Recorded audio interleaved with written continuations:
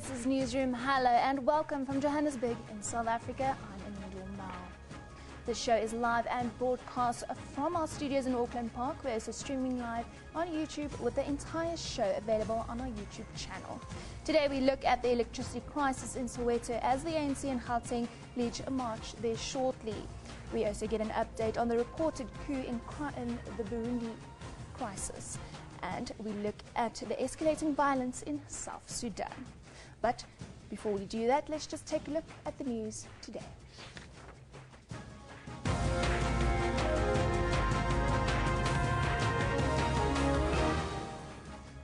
As there are conflicting reports on whether there's an attempted military coup underway in Burundi, South Africa has called for a political solution to the ongoing crisis in the country.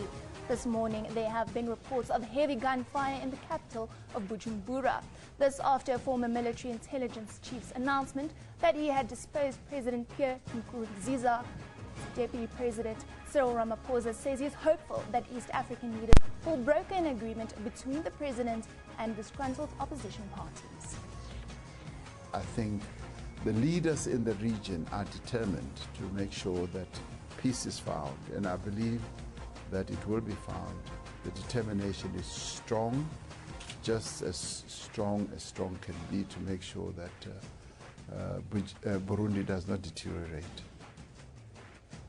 Meanwhile, the UN Secretary General has urged all parties in Burundi to exercise calm and restraint following reports of the coup there.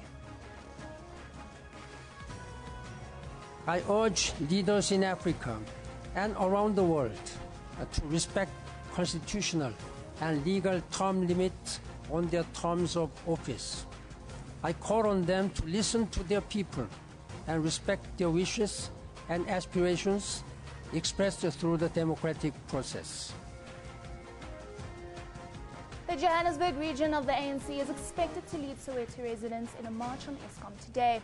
The party and residents will be handing over a memorandum warning Eskom about power failure in the township. Meanwhile, great concern has been expressed in Parliament over millions of households which could soon be without services. This due to a decision by the Treasury to freeze funds to municipalities which owe the utility money. The Treasury earlier said it would freeze funds to 59 municipalities. Municipalities owe Eskom and water supplies about 12.6 billion rand. Legal Aid South Africa goes to the Constitutional Court today over the ruling that it must pay the legal cost of arrested and injured minors appearing at the Marikana Commission of Inquiry. After footing a bill of more than 25 million rand, it wants the ruling overturned. Legal Aid SA says it doesn't want the money back, but says that as a matter of principle, government should be responsible for the bill. The husband of slain Port Elizabeth teacher Jade Panayiotou will be back in court today. Christopher Panayiotou is expected to appear in the Port Elizabeth Magistrates Court for formal bail application. He has been in police custody since the 29th of April. This after being arrested in Uitenhage for allegedly orchestrating his wife's kidnapping and murder from a townhouse complex. And the trial of the man accused of kidnapping and murdering toddler Cuban van Wyk will continue. The police officer who first took the exhibits at the scene is expected to testify in the High Court in Johannesburg in Palmage today. Now, South Africa has called for a political solution to the ongoing crisis in Burundi following a former military intelligence chief's announcement that he had deposed President Pierre Nkurunziza. Cyril Ramaphosa has told the SABC that he is hopeful that East African leaders will broker an agreement between the president and disgruntled opposition parties. Violent protests broke out there 3 weeks ago after the president's party announced that he would run for a third term. The coup took place on Wednesday as East African leaders prepared to meet over the crisis. South Africa was invited at the emergency summit as an observer, having mediated a peace agreement that ended more than a decade of civil war in Burundi. I am very hopeful, in spite of what would seem like a deteriorating situation like a coup, in spite of the intransigence of various parties. I think the leaders in the region are determined to make sure that peace is found, and I believe that it will be found. The determination is strong, just as strong can be, to make sure that Burundi does not deteriorate. There were conflicting reports on the whereabouts of President Nkurunziza. Nkurunziza had earlier defied warnings that his bid for a third term would plunge the country into chaos. He also refused to heed to calls for the postponement of presidential polls set for June this year. We all agreed that the conditions at the moment are not conducive for elections to be held as scheduled by the National Electoral Commission. So we call upon the authorities in Burundi to postpone the elections to a period not beyond the mandate of the current government. In the intervening period, the region, the leaders in the region, plus South Africa, will be involved in dialogue, in consultation with the various stakeholders in Burundi to make sure that the issues that are causing problems are resolved in one way or another. More than 55,000 people have fled the country's pre-election violence. Nkurunziza took over power in 2005 following the signing of a peace agreement that ended the country's 13-year civil conflict. That agreement bound him to 2 terms in office. Sarah Kimani, SABC News, Tanzania. Now for the latest on Burundi, we are joined on the line from Tanzania, Dar es Salaam, by SABC East Africa correspondent Sarah Kimani. Good morning, Sarah. Can you hear me? Yes, good morning, and I can hear you. Sarah, you're closer to the action there. There have been reports of gunfire. Can you confirm this? Yes, we've spoken to a journalist who is in Burundi earlier, and he said the whole morning they have witnessed several areas where there's been gunfire, but most of it has been concentrated around the Burundi national television and radio stations. It is not clear if it is between rival army factions or it is between the army and probably people inside the station. What we know for sure is that it is a tense morning in Bujumbura, the capital of Burundi, and that President Nkurunziza is actually here in Tanzania. He did not make it back home. Have there been any reports on any arrests or injuries up until now from this morning, Sarah? From this morning, there have not been arrests. Or what we know is that last night, 3 people were shot and killed during what was celebrations to welcome the army into the city just after General Nayimbore had announced that he had taken over power and, in his words, had dismissed President Nkurunziza. South Africa has been having conflicting reports on the coup. There is a coup currently taking place. Well, what we know for sure is that President Nkurunziza is not entirely in control. As I have just said, he was unable to enter the country. Deputy President Ramaphosa yesterday, taking over, speaking just after the summit, condemned the coup attempt, and he said that he will be seeking a political solution. He said that South Africa will join East African community leaders to see that something is done and a political solution is sought to ensure that the country does not slip into complete civil chaos. Sarah, what has been the latest reaction from negotiators to the news and the actions currently taking place there? Well, they condemned the coup. They said that constitutional order must resume in Burundi. And they also said that a coup would not be a solution to the current crisis in Burundi. But they said that the Arusha Agreement, and that is the agreement that bound Pierre Nkurunziza to just 2 terms, must be upheld. But they say at this point, an election is not possible to be held in Burundi under the current condition, and they want it suspended or postponed, but they say only after the time when President Nkurunziza's term ends. So they say then that elections must be held before his presidential term is over. You've said that there are chances of the election being postponed. What can we expect to hear on that today? It will be very difficult to know what will happen now because there is no official voice that can speak about elections or the formation of the government. I think the chaos and the confusion might continue for some time. The East African community promised another summit in a week or in 2 weeks' time.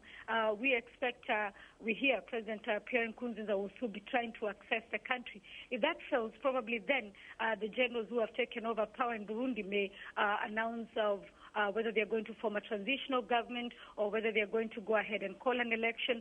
Earlier, we understand one of them had said that they're working with civil society organizations to see to it that a transitional government is put in place before elections can be held. Sarah, we know thousands have already fled the country. What is this number increasing? What is the latest? Well, by last evening, the United Nations was reporting 55,000. It is expected that the people who are closer to the borders will be able to leave the country, and they'll continue living.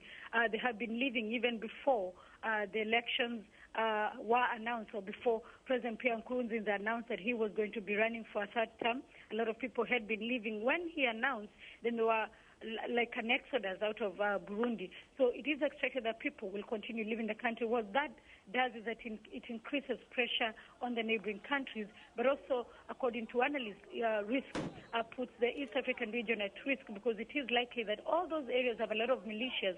And it is likely that those militias could take advantage of the chaos to infiltrate either of the countries or go back and destabilize Burundi even further. And do we know how these refugees have been accepted into the neighboring countries so far?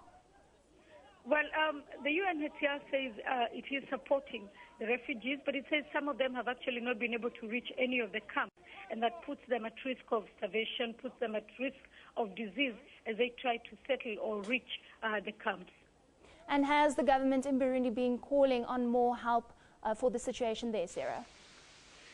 Yesterday, when it was announced that there is a coup, from the Twitter account of President Pierre Nkurunziza and that of the Burundian government, they sent out a statement saying that the coup was fake. It was an attempt. The attempted coup was a fake, and that they were pursuing the people who had been said to have announced that a coup had taken place.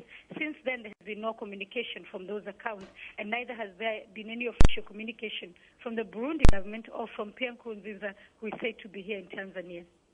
Sarah, thank you very much for that update. That is our SABC East African correspondent, Sarah Kumani, just putting us in the picture with what currently is happening. We know the situation there is dire. She's confirmed that there has been gunfire this morning in Bujumbura. But now, Nick, on to our next story. As conflict heightened in the northeastern state of South Sudan this week, humanitarian organizations had to withdraw their workers from the affected areas, leaving the people of the country facing serious safety and medical concerns. Since the outbreak of the conflict in December 2013, tens and thousands of people have fled the violence. Joining us in studio today is Doctors Without Borders Humanitarian Affairs and Policy Advisor, Jens Pedersen. Jens, I hope I pronounced your surname right, but thank you for joining us today. Jens, maybe if we can actually just start with a look at what's happening in Burundi. Is maybe MSF planning to be going to the country to help? So MSF, we are present in Burundi, in Bujumbura, where we have been providing HIV care. And of course, we are assessing the situation and monitoring it very, very closely, weighing up the safety, comparing with the medical needs that arise potentially in such a violent crisis. Then just going back to South Sudan, it's not the first time that Doctors Without Borders had to leave a situation because how dire the conflict has become. Just tell us what the current situation is from South Sudan. Have all your doctors left the country there? No, so it's important to elaborate and explain that it's a part of the country where the conflict has escalated over the past weeks, forcing within an area called Unity State aid workers, including MSF and the International Red Cross, to temporarily pull out of that particular area. It's an area which, during the fighting last year, we witnessed our facility, our hospital, 80-bed hospital, was damaged and vandalized and looted during the conflict. So as the conflict has escalated in the area, we of course are worried about the safety of our staff and our patients, and have been forced to make a temporary evacuation from that location. We remain very active in many other parts of the country. We have 17 other facilities that we run across the country, and this is one particular, of course, one too many. Then in Unity State, what other alternatives are those people now left with? In terms of access to medical care, none. It's the only medical facility or hospital in that area covering a population of more than 200,000 people. So of course The minute that that service is no longer available, people who are sick, people with malaria, pregnant women, have nowhere else to go. And of course, that's a very, very serious situation. We are determined to return as soon as security allows. But as I said earlier, based on the experience from last year, when the facility got damaged extensively, we of course are forced to take our precautions. You spoke about the MSF hospital that was burnt down. What has the progress been in restoring that particular hospital? So this hospital, which is the one we had to evacuate last week, has been restored up to being fully functional. So of course it's incredibly and deeply frustrating that once having rehabilitated, once having restocked with all drugs and all materials that it takes to run a relatively large hospital, we have to evacuate and face the risk of damage to the facility once again. That's of course very, very frustrating. And what challenges are the teams currently facing in terms of equipment, medication and supplies? So the main challenge in this context of Unity State is the insecurity. That makes it very difficult to access the populations that are displaced. People are being displaced from one location to another as the fighting shifts and moves. And as long as the fighting is ongoing, it's very difficult to reach the population. Generally at the moment, going forward in South Sudan with the rainy season approaching very soon, logistics will be a very, very big challenge because we will have to supply all of our facilities via air because the road infrastructure becomes inaccessible during the rainy season. So we are facing practical and security challenges when it comes to maintaining our medical activities. And then just in terms of a go-ahead to go back to Unity State, where do you get that go-ahead from to know that it is safe to return now? So of course we have as close a dialogue as possible with the parties to the conflict. We urge them to spare civilian facilities. We are in contact with people who have remained on the ground in Unity State, constantly assessing the security, and as soon as it allows minimum of stabilization, we will return and resume medical activities as soon as possible. And the latest news that you've received from those people on the ground? The latest news is that the situation has become a little bit more stable in this particular area. The fighting has shifted away from where our facility was, so we are looking at sending in a team to assess the conditions and so forth. Well, James, we do appreciate the work that you do there, and we hope that you will be able to return to help fully with the situation. Thanks. But thank you very much for joining us today. It's now time to take a look at some of your tweets. Please remember to send us your tweets and views on Twitter at SABC Newsroom. We start today here with African, who says, unfortunately, negotiations between Nkurunziza's loyalists and the army have broken down. Hashtag Burundi. Yes. Burundi says heavy weapons and loud explosions being heard. A fight is ongoing between the FDN and a group of loyalists supported by Imburumburu. Not sure of that pronunciation.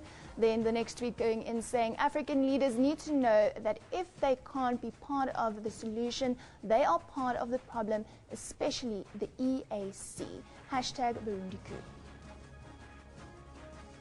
Next tweet says, why do some of these African leaders think they are meant to be in power forever? There were many others before you, and where are they now? And then we see this tweet says, it's really sad that when you're hearing gunshots, not knowing where they're coming from, I'm so confused. Hashtag Burundiku. That is our last tweet there on the situation currently in Burundi. Now, today's tweet picture comes from Grasswise, caption hashtag Burundiku, army alongside protesters. And there you can see a bit of what the situation is currently like.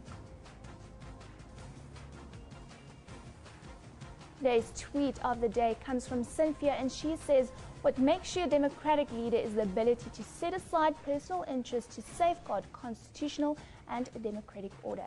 Hashtag Burundiku. Yes, still looking at the situation over there, and of course that's what you're talking about on social media. Now, let's take a look at some of the front pages from around the globe, Starting in Europe, The Times reports that the Prince of Wales secretly and successfully lobbied Tony Blair to change health policy to loosen controls on alternative medicine. Moving to Israel, the Jerusalem Post says the Prime Minister there hopes to inform his Likud ministers which portfolios they will receive in an effort to swear in his cabinet today. And in Europe again, the International New York Times looks at how protesters celebrated in Bujumbura, Burundi's capital, yesterday after an army general said the military ousted President Pierre Nkurunziza. Protesters have been trying to block his bid for a third term, saying he disregarded the terms of a 2005 peace deal. It's time now to take a look what's happening in and around the country today. We start in Port Elizabeth, of course, where the husband of slain Port Elizabeth teacher Jade Panayotu is expected to appear in the Port Elizabeth Magistrates Court for his former bail application. Then in Cape Town, the trial of Mauritius van der Walt, accused of killing Stellenbosch pediatrician Dr. Louis Haynes, will resume in the Western Cape High Court today. And in Johannesburg, the trial of Nathaniel Klego Mpofu, accused of kidnapping and murdering toddler Cuban van Wyk, is expected to continue in a Johannesburg court. Well, it's time now to take a break. We'll see you in a bit.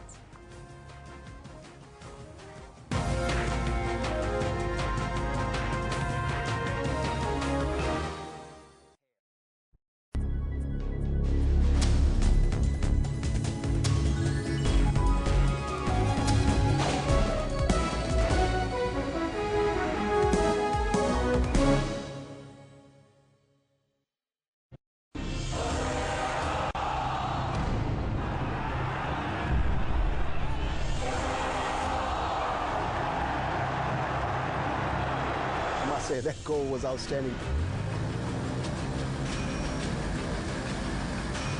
Made so much dust that I couldn't see, and I hit a stone, and we had a puncture. Catch all these and more every day on Sports Live at 8:30 p.m. on the SABC News Channel.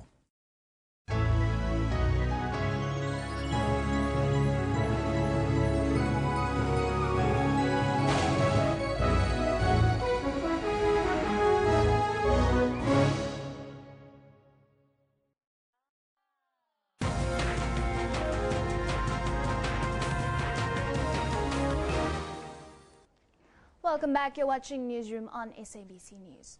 Now we're back with one of our top stories. As the ANC is set to lead Soweto residents in a march against Eskom this morning, there's also great concern about Treasury's decision to freeze funds to 59 municipalities who owe the utility money. This week, Eskom asked for a 25.3% tariff increase to make up for a shortfall of 200 billion rand. Now, there's clearly a lot to talk about, and today in Cape Town, we are joined by Eskom spokesperson Mr. Kulu Pasiwe to look at some of these issues. Mr. Pasiwe, thank you so much for joining us in Cape Town. Thank you so much, and good morning to our listeners, viewers as well. Like I've mentioned, so much to talk on. Can we just start with the expected march today in Soweto? We know the ANC is leading the march, and they are actually asking for a consideration of switching the responsibility of distributing power from Eskom to City Power. What has Eskom's response been to this?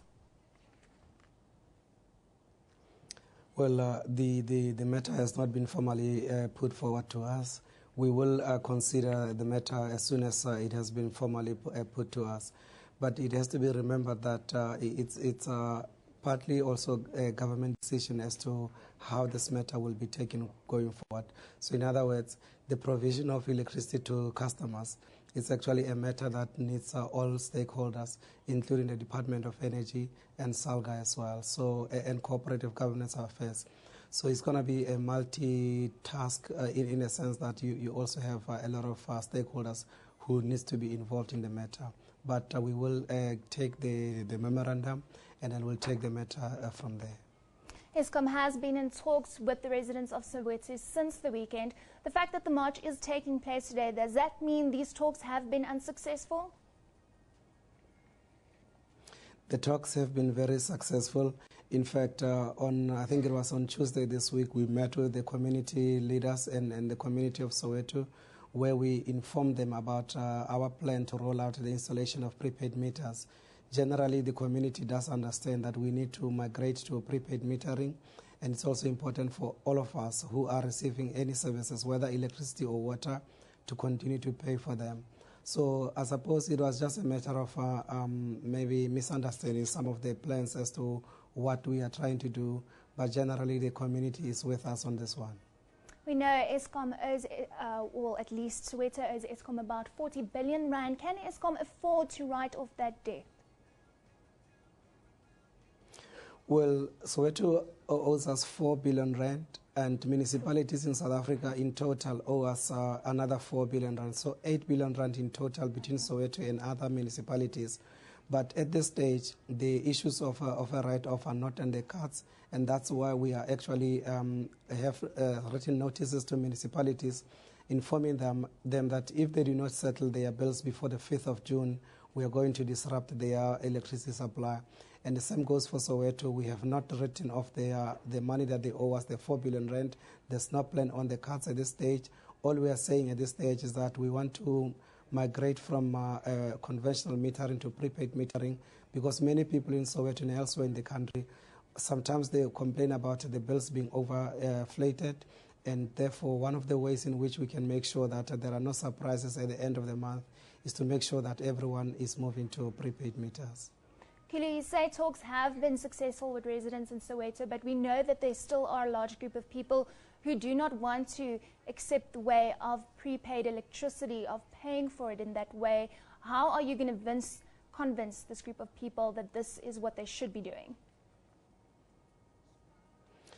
Prepaid metering is the only way in which you can avoid situations where people are complaining about their meters not being read or the meters being overestimated. So we have been communicating with many communities around Soweto and elsewhere in the country. Just to give you a context, in Soweto alone, especially the Orlando West community, besides the meeting that we had with them earlier this week, there have been other engagements, about 10 community meetings that we have had already. So we have been speaking to many people. Some of them, unfortunately, have not been able to attend meetings, which is why at some point some of them were saying that they were not properly consulted. But we have had meetings, 10 of them, and the last one was this week, where we were basically convincing the community about the importance of moving towards prepaid metering. Some of them, as you may know, are demanding for a flat rate of between 200 and 400 rand. We are saying to them that actually this installation of prepaid meters, it might be a blessing in disguise, because with a prepaid meter, you are able to determine well in advance as to how much you want to use or want to spend for electricity, so that technically can become your flat rate. Then, Kulu, just moving to the proposal of increasing tariffs. Yesterday, the National Energy Regulator said it will not hold, or it will now hold public meetings on whether these tariffs will increase. Is this the outcome Eskom was hoping for, or are you in a way disappointed by this outcome? Well, the National Energy Regulator, in terms of its laws, it has to have public hearings so that all the people who are going to be affected by the increases in electricity prices need to have their input. So this is not anything new per se. It has been happening for many years, and this is part of the process. From our side, we have made our submission of, in total, 25.3%, but it needs to be understood that out of the 25.3%, we already have 12.69%, which was implemented on the 1st of April. So actually, what we are talking about now, it's 10% that Eskom is asking for, plus an extra 2.51%, which is not coming to Eskom directly, but going to the National Treasury. That money is for the environmental levy. So, but we are collecting it on behalf of the government. Looking then at the public meetings that will be taking place, how will the process work and how long is it going to take? The process will be driven by the National Energy Regulator, NERSA. We will be participating as the company, basically ensuring that we present our case to the communities that will be present. But the process and the dates as to when the NERSA will make a determination, all of those are driven by the regulator. Then, Kulu, just to end with, if these tariffs that you've now asked for will be approved, Do you not think that this will have serious consequences on those who are already paying up? Well, what needs to be understood is that during the budget speech of the finance minister, he did indicate in February, among other things, that we as a company, we need to move towards a cost-reflective tariffs, meaning that our tariffs are actually much lower, although obviously to many people they may seem to be very high, but our electricity prices are actually much lower. To give you an example, when we produce electricity from our OCGTs, which are the diesel-fired power stations, we spend 3 rand per kilowatt hour, and we sell electricity for about 74 cents. With our coal-fired power station, we spend about 1.30 rand, and we still sell electricity at about 74 cents. So technically, we are subsidizing everyone in South Africa, which is why the National Treasury is saying we need to adjust our prices to be cost-reflective, because at this rate, Eskom will not be sustainable. We do understand the frustration that people will be feeling about the tariff increases, but from our side, at this rate at least, there's no way the company will remain sustainable.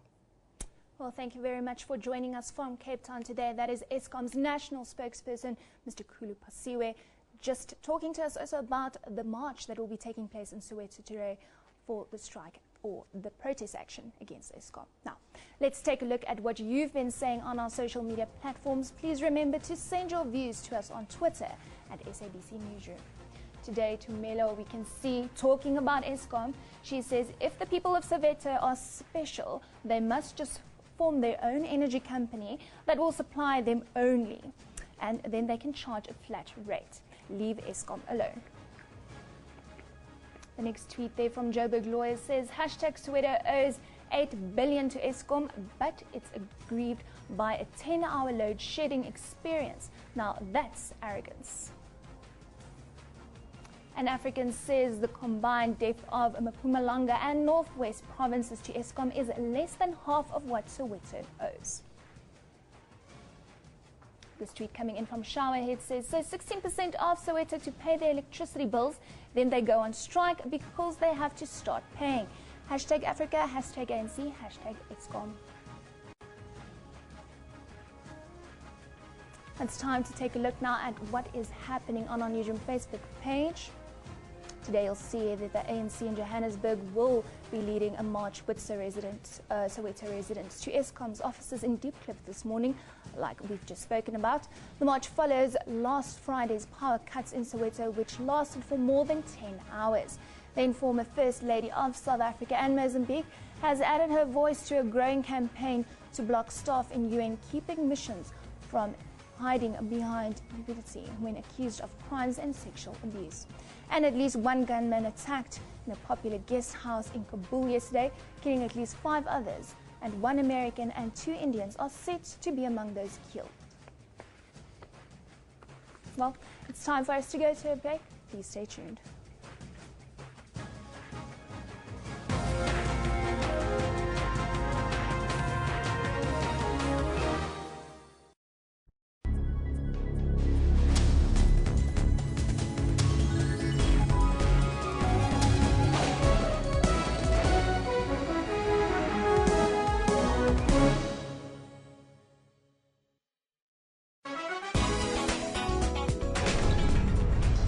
What the hell was that?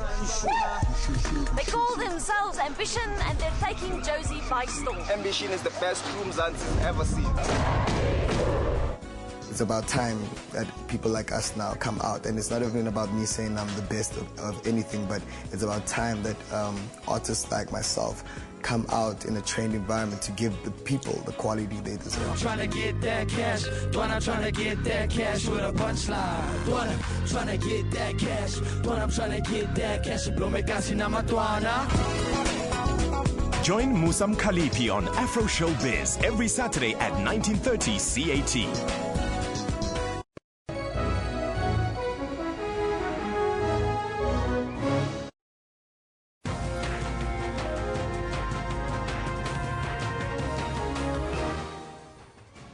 Welcome back. You're watching Newsroom on SABC News. Let's have a look at the stories making headlines today.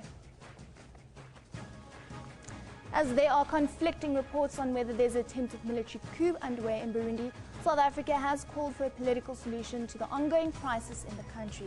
This morning, there have been reports of heavy gunfire in the capital of Bujumbura.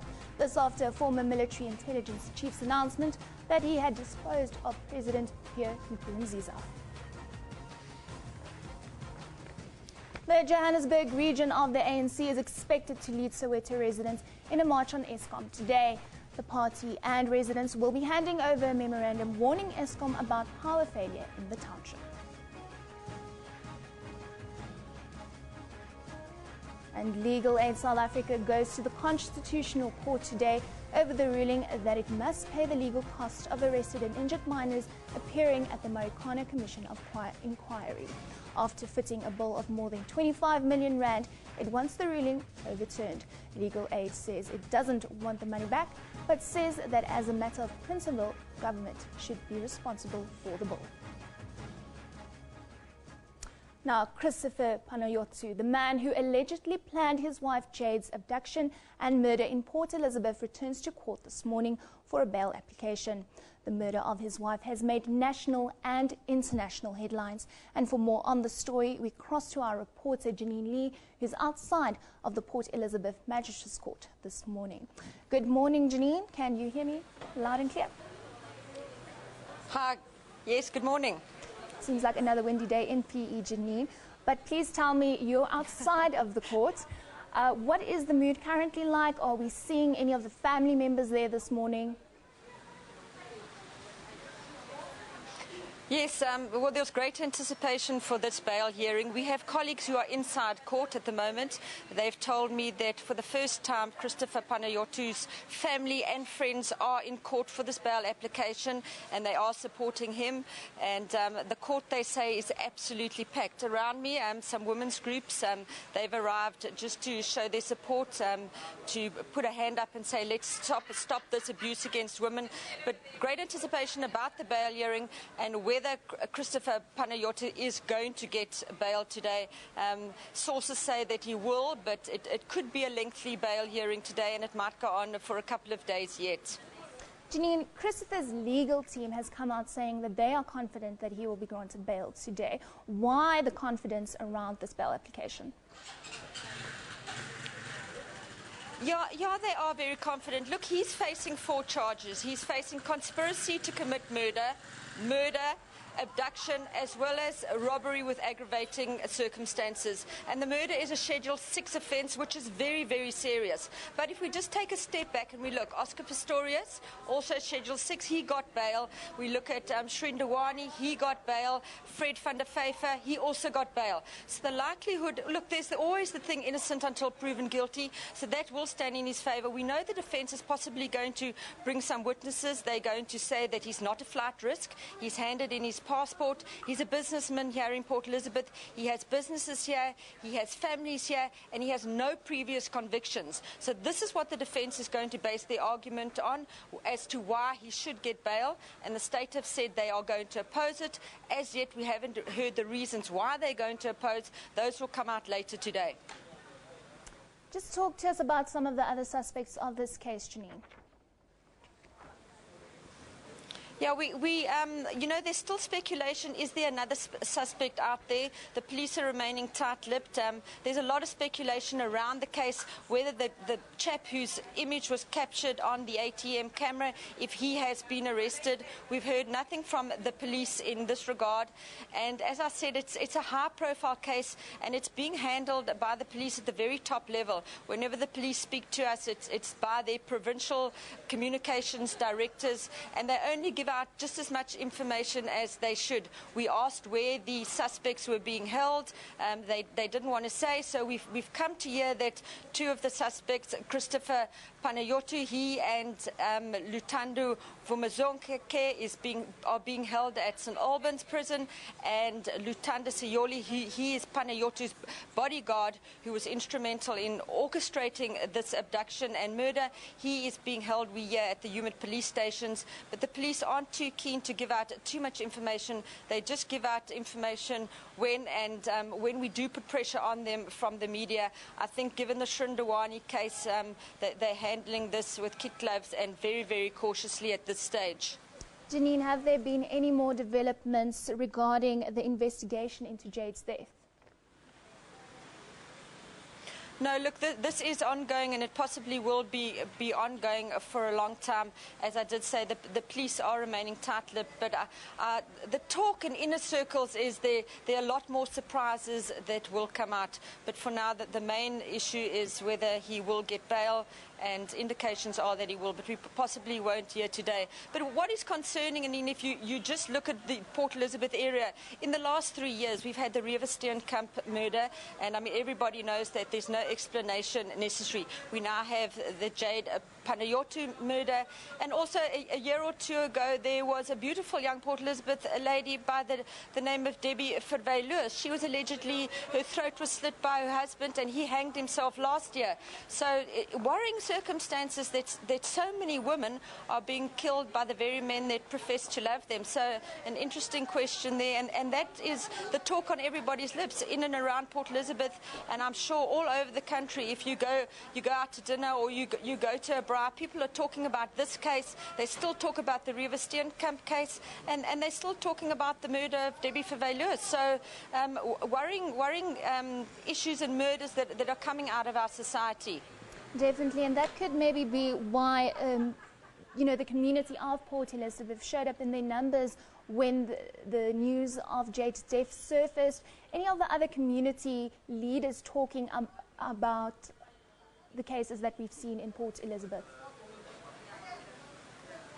Absolutely. We've seen communities rise up in all the areas of Port Elizabeth. In the affluent areas, there was a huge outcry, and this spread, to the impoverished areas. Women are women. It doesn't matter what your color is or what your race is or how much money you have in your bank balance. It's just that the abuse of women in South Africa at the moment seems to be so prevalent that all communities are actually standing up and taking a stand and saying no more. There are a lot of women around me. I'm sure because the restrictions in court are so tight, they haven't been allowed in, but they are here to show their support, and it's people of all races, all creeds and all colours who are saying enough is enough.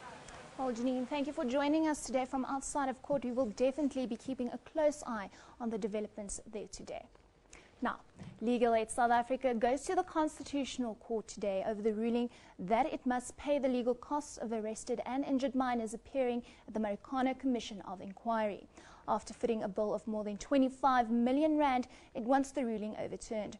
Legal Aid SA says it doesn't want the money back, but says that as part of a matter of principle, government should be responsible for the bill. Now, SABC reporter Nozantombi Mia joins us from the Constitutional Court this morning, where the merits of the case will be deliberated. Good morning, Nozantombi. Good morning. Nozantombi, if you can just start with giving us a brief explanation of what we can expect from the Constitutional Court this morning. Well, briefly looking at the merits of the case of Legal Aid is that they want Section 34 of the Constitution to be given a tighter review and to not be given such a broad scope. Now, you'll remember what Section 34 says for Legal Aid South Africa.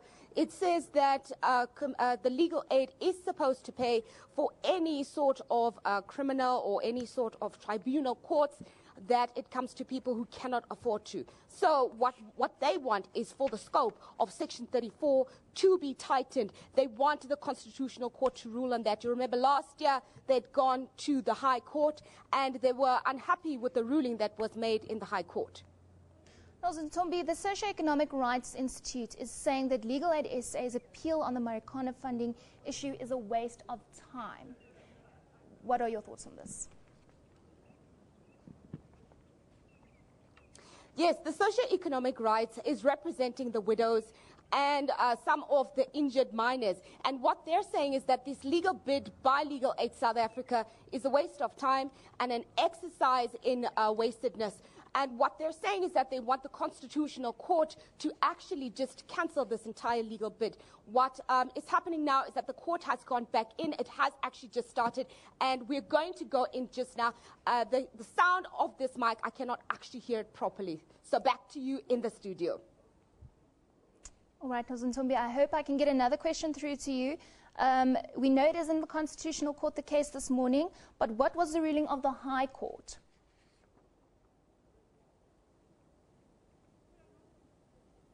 I didn't hear that question quite clearly, but what I did hear was you asking about the High Court case that had happened last year.